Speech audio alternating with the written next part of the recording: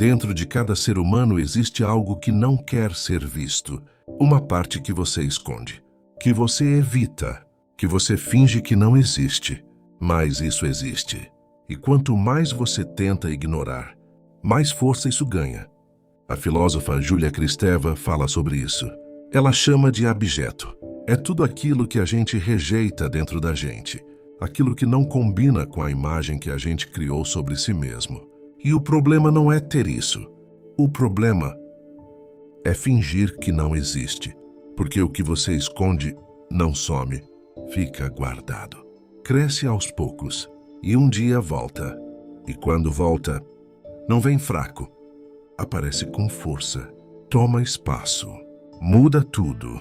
É por isso que a história de Saga de Gêmeos vai muito além de um simples anime, porque aqui não é só um vilão. É um homem que perdeu o controle de si mesmo. Saga era visto como perfeito, um homem respeitado, forte e confiável, alguém em quem todos acreditavam, alguém que representava a ordem. Mas existe um perigo em tentar ser perfeito, porque quem tenta ser perfeito esconde muita coisa. Esconde dúvida, esconde desejo, esconde fraqueza. E o que você esconde não desaparece, só espera. E no caso de Saga, isso voltou. Antes disso, tem um ponto importante. O irmão dele, Kanon. Mais do que irmão, um reflexo. Kanon era tudo que Saga tentava evitar. Ambição, vontade de poder, questionar tudo, não aceitar regra. Kanon não escondia nada. Ele falava, provocava, confrontava, e cada palavra dele batia direto no que Saga tentava esconder. Mas a verdade é simples. Kanon não criou o lado sombrio de Saga. Ele só mostrou. Com medo disso, Saga tenta afastar o problema. Ele prende o próprio irmão, como se o mal estivesse fora. Mas não estava. Nunca esteve, porque o que ele temia já estava dentro dele.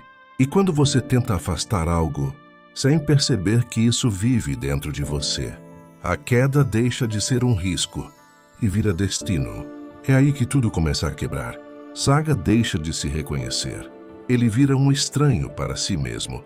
E isso é perigoso, porque quando você não se reconhece mais, qualquer coisa pode acontecer.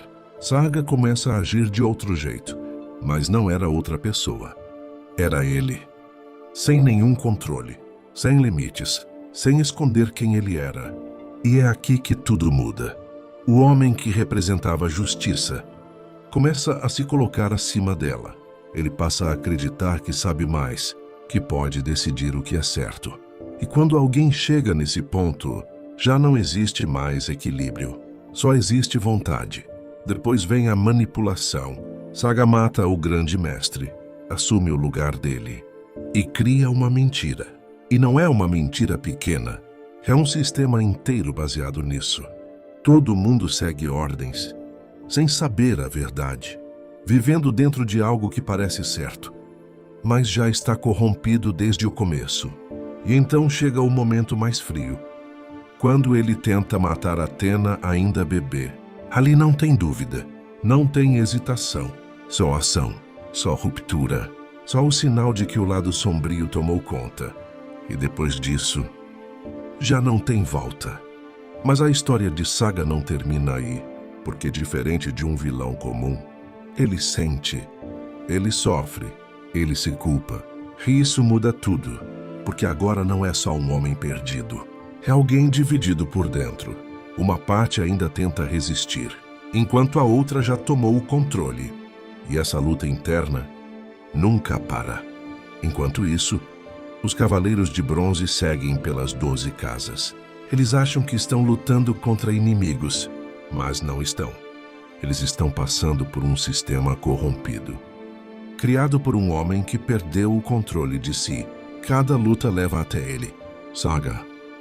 O inimigo nunca esteve no caminho, sempre esteve no topo. E quanto mais eles avançam, mais a verdade se aproxima. A mentira começa a cair, a máscara começa a quebrar. E chega um momento em que não dá mais para fugir, não dá mais para negar. Não dá mais para sustentar o que foi construído.